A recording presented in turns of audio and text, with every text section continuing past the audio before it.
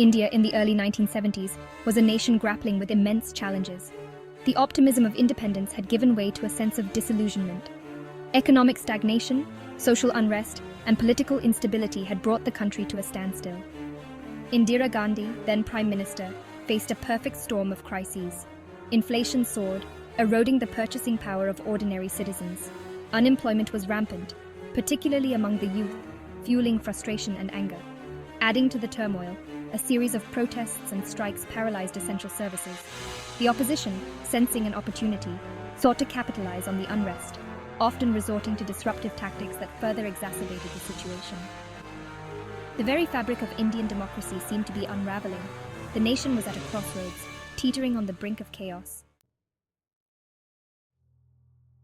Confronted with this unprecedented crisis, Indira Gandhi took the drastic step of declaring a state of emergency on June 25, 1975.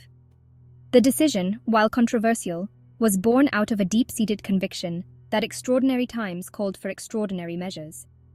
The emergency was not a power grab, as some critics alleged, but a necessary intervention to restore order and prevent the country from sliding into anarchy. Gandhi believed that the relentless turmoil was undermining India's ability to address its pressing problems.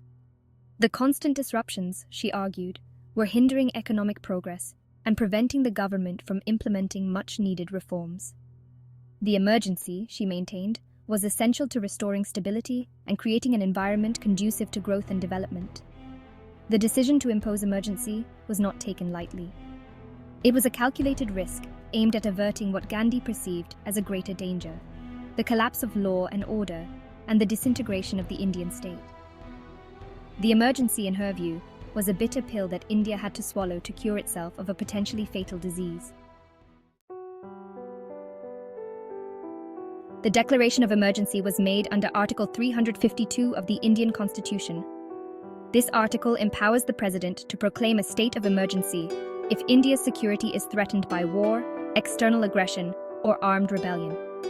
The threat cited was internal disturbance, a clause that became the subject of intense debate. The emergency granted the government powers to suspend rights, impose censorship, and detain without trial.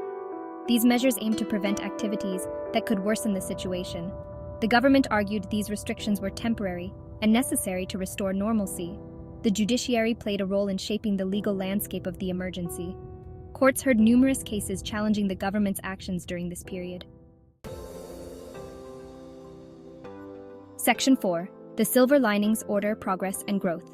The emergency, despite its controversial nature, had some positive outcomes. The most immediate impact was the restoration of law and order. Strikes and protests that paralyzed the country came to an abrupt halt. This stability, achieved through coercive means, provided respite from turmoil. With unrest quelled, the government focused on governance and economic reforms. Initiatives aimed at revitalizing the economy and improving lives were launched.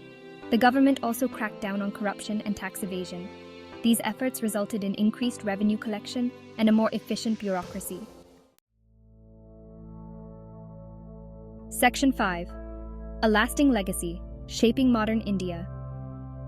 The emergency, despite its short duration, left an indelible mark on India's political and social landscape. It led to a period of introspection and debate about the nature of democracy, fundamental rights, and the role of the government. The excesses of the emergency served as a cautionary tale, highlighting the dangers of unchecked power and the importance of safeguarding civil liberties. One of the most significant outcomes of the emergency was the rise of a robust civil society. The experience of living under a repressive regime galvanized citizens to become more politically aware and active. Numerous NGOs and human rights organizations emerged, dedicated to protecting democratic values and holding the government accountable. The emergency also led to significant changes in Indian law and governance. The 44th Amendment to the Constitution, passed after the emergency was lifted, sought to prevent the misuse of emergency powers in the future. It introduced safeguards to protect fundamental rights and strengthened judicial oversight over executive actions. Section 6. Concluding Thoughts: A Balanced Perspective. The emergency remains one of the most controversial periods in India's post-independence history. It was a time of both darkness and light, of repression and reform. While the emergency witnessed a curtailment of civil liberties and the abuse of power, it also led to positive changes that shape India today.